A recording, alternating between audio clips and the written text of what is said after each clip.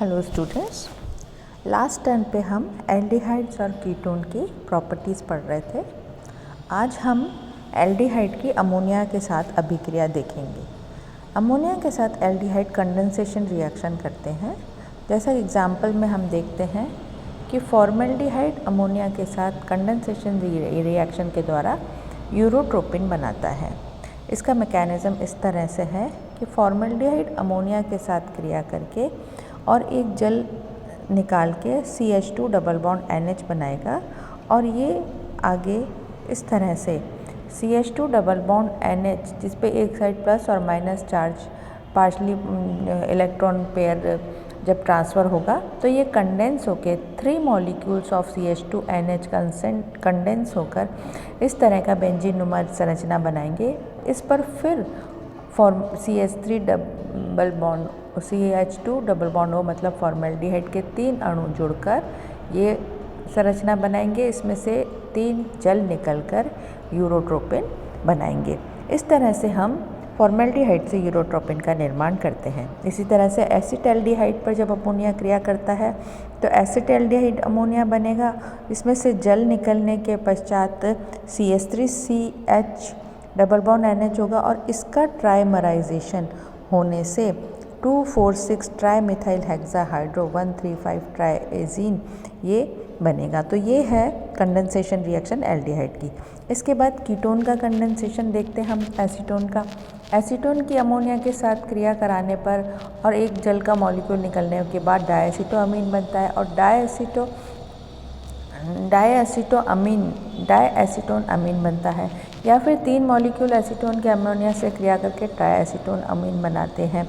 तो इस तरह से फॉर्मेल्डिहाइड और कीटोन का एल्डिहाइड और कीटोन का अमोनिया के साथ कंडेंसेशन होता है। अब अमोनिया के डेरिवेटिव्स का कंडेंसेशन देखते हैं। जैसे अमोनिया पर कोई Z ग्रुप, ये अमोनिया का डेरिवेटिव है। जब हम अमोनिया के डेरिवेटिव के साथ क्रिया कराते हैं तो ये योगात्मक उत्पाद बनते हैं। जल का एक अणु निष्कासित होता है और ये अभिक्रिया दुर्बल अम्लीय माध्यम में होती है। तो ये इस तरह से ये अभिक्रिया होती है कि C डबल बॉन्ड O ये अम्लीय माध्यम, ये COOH बनेगा और ये आपके अमोनिया के जो भी अमोनिया का कंपाउंड है उसके साथ इस तरह से NH2Z बन जाएगा। बाद में माइनस जल निकलने के बाद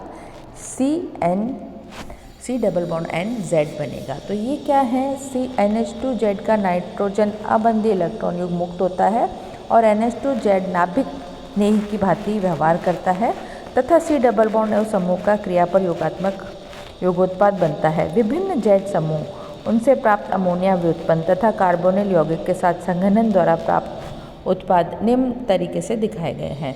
इसमें हम देखते हैं कि OH समूह अगर है हाइड्रोक्सिल अमीन तो ऑक्सीन बनता है, NH2 है हाइड्रोजीन तो हाइड्रोजोन बनता है, NHCONH2 है तो सेमी कार्बेजोन बनता है, C2H5 है तो ये फेनिल हाइड्रोजीन बनता है।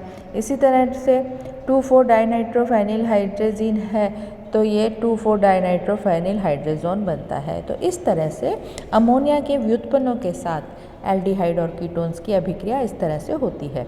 इसके बाद हम देखते हैं विटिंग रिएक्शन।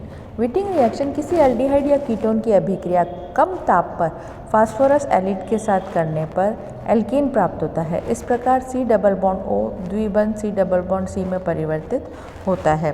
कीटोन फास्फोरस एलिड के साथ क्रिया करके एल्कोन और ट्राइफेनिल फॉस्फीन बनाता है। क्रियाविधि RC double bond O CHRP-PH3 ये बनता है RRCO डॉट CHR-PH3 बीटेन संक्रमण अवस्था एल्कीन इसका उत्पाद बनता है। इसका अन्य उदाहरण है, एक उदाहरण और हम देखते हैं कि बेंजल्डिहाइड की अभिक्रिया जब हम कराते हैं तो 1-फेनिल प्रोपीन बनता है और ये 1-फेनिल दूसरा हम देखते हैं कि बेंजोफिनोन की अभिक्रिया हम कराते हैं तो ये उत्पाद बनता है। तो ये जो अभिक्रियाएं हैं ये हमारी विटिंग रिएक्शन है जिसमें एल्डिहाइड या कीटोन की अभिक्रिया फास्फोरस एलिड के साथ कराने पर हमको एल्कीन्स प्राप्त होते हैं। इसके बाद हम देखते हैं अगली रिएक्शन है मैनिच रिएक्शन।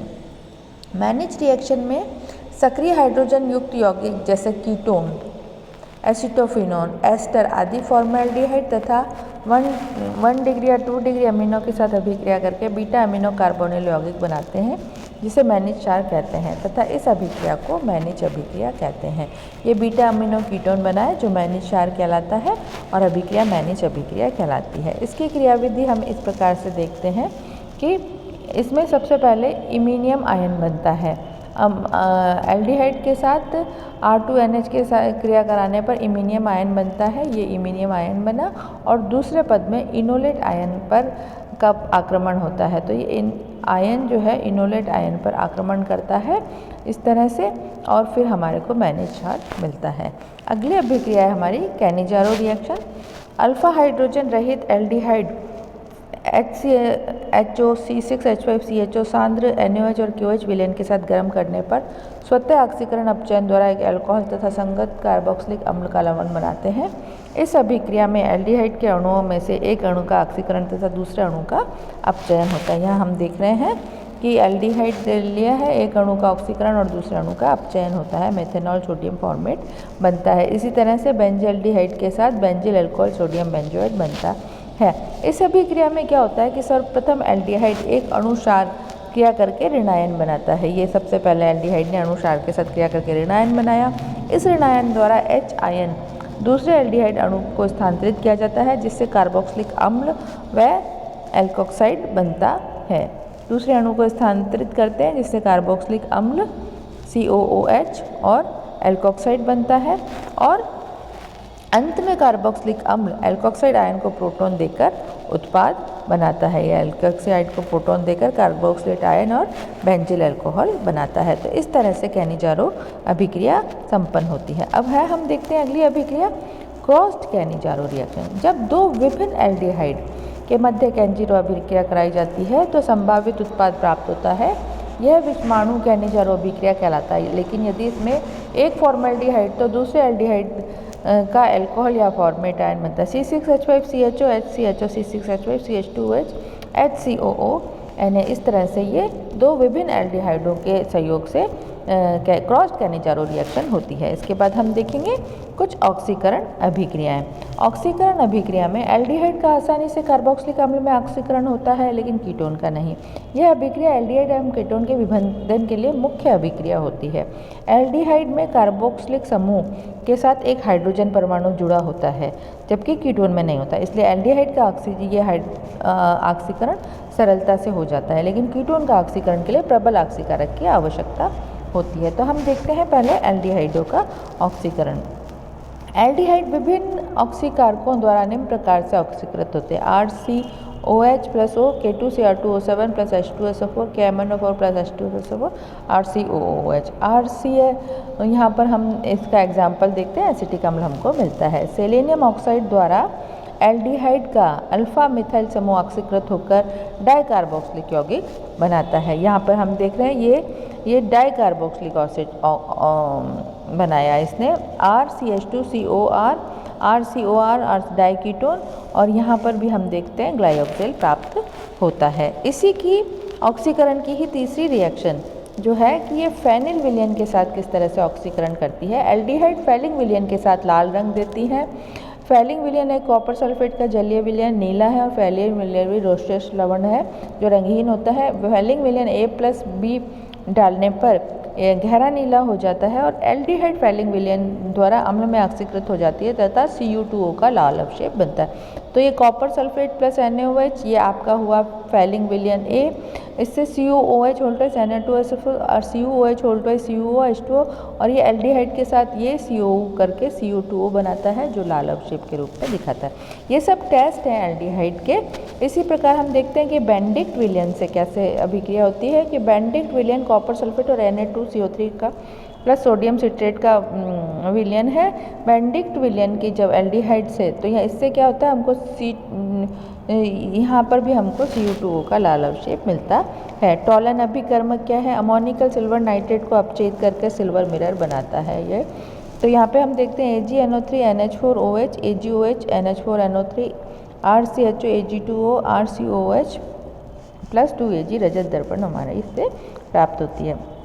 मर्क्यूरी क्लोराइड से एल्डिहाइड HgCl2 को पहले Hg2Cl2 तथा अंत में मरकरी में अपचयित कर देते हैं। RCHO plus HgCl2 plus H2O gives mercurous chloride.